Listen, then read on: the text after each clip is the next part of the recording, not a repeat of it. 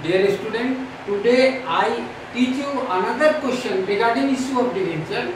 Issue of debenture as a collateral securities. देखिए, what you meaning by collateral securities? Collateral securities क्या होता है? जैसे मान लीजिए आप बैंक से लोन ले रहे हैं और लोन के अगेंस्ट में जब आप कोई चीज जमा करते हैं, that one is called collateral securities. कौन चीज को collateral बोलेंगे?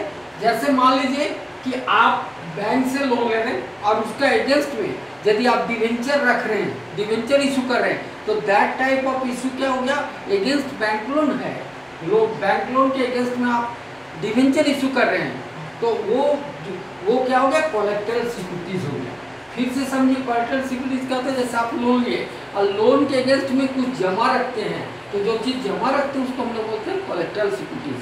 क्वेश्चन समझिए, X limited taken loan from SBI State Bank of India से 5 करोड़ रुपया for a period of 10 years at the rate of 10% पर annum and mortgage plant and machinery against loan.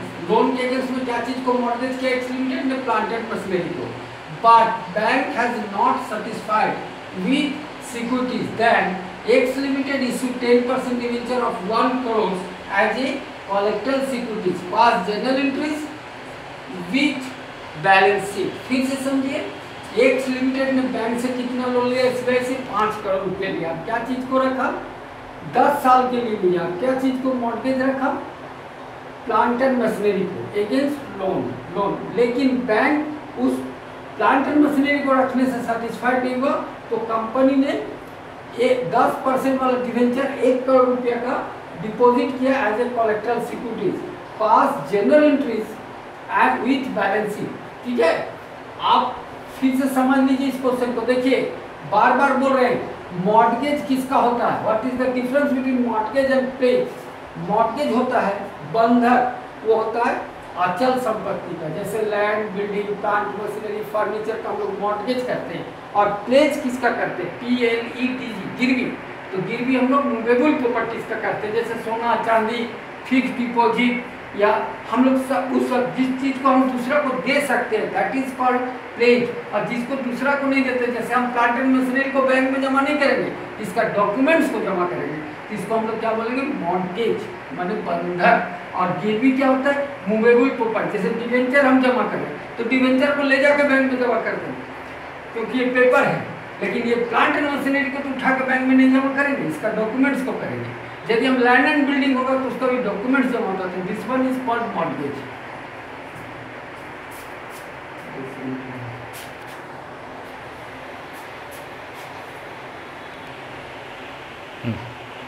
देखिए, पहला एंट्री होगा बैंक अकाउंट या to bank loan account. आपको पैसा मिलेगा कितना? 5 करोड़ रुपया आप लोन ले रहे हैं। किस माध्यम से ले रहे हैं? बैंक के माध्यम से ले रहे हैं, तो बैंक आपके पास पैसा आएगा बैंक लोन से to bank loan account. Bank account या to bank loan account being bank loan taken against plant and machinery and debenture as collateral securities. आपने क्या रखा? प्लांट एंड मशीनरी को रखा और कोलैटरल सिक्योरिटीज के रूप में अपने डिवेंचर को रखा। टोटल आपने कितना लोन लिया? 5 करोड़। ठीक है।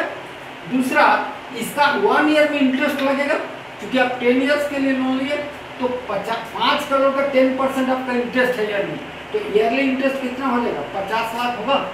5 करोड़ का 10%, तो आप कीजिएगा entry interest on bank loan account या टू बैंक अकाउंट। आप इंटरेस्ट को पेड कीजिएगा बैंक को, interest on bank loan account या to bank account that is 50 lakh. 50 lakh कैसे हुआ कि 10% ऑन 5 करोड़।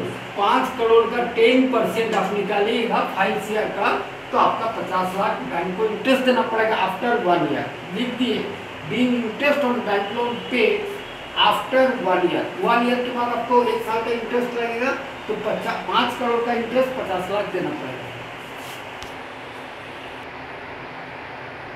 देखिए, थर्ड एंट्री होगा प्रॉफिट एंड लॉस अकाउंट या interest on bank loan account, क्योंकि बैंक को जो लोन देगा, इंटरेस्ट जो देगा, वो कंपनी के लिए खर्चा है और आप नॉमिनल अकाउंट में पढ़े हैं, all expenses should be debited.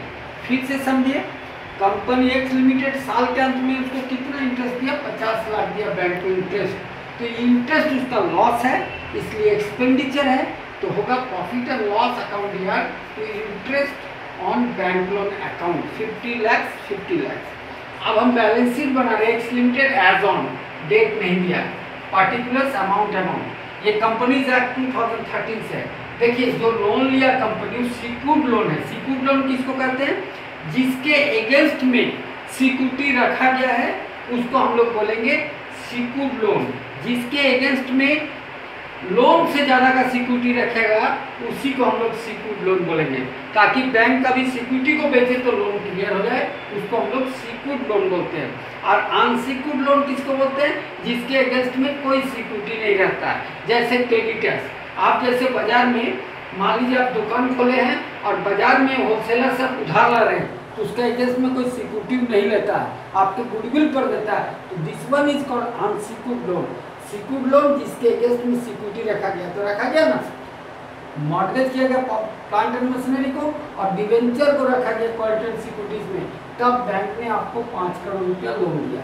ये जो लोन दिया बैंक, तो आपको तो कैश में नहीं देगा, आपका अकाउंट में ट्रांसफर करेगा। इसलिए एसेट साइड में current assets cash at bank आपका 5 करोड़ होगा कि नहीं?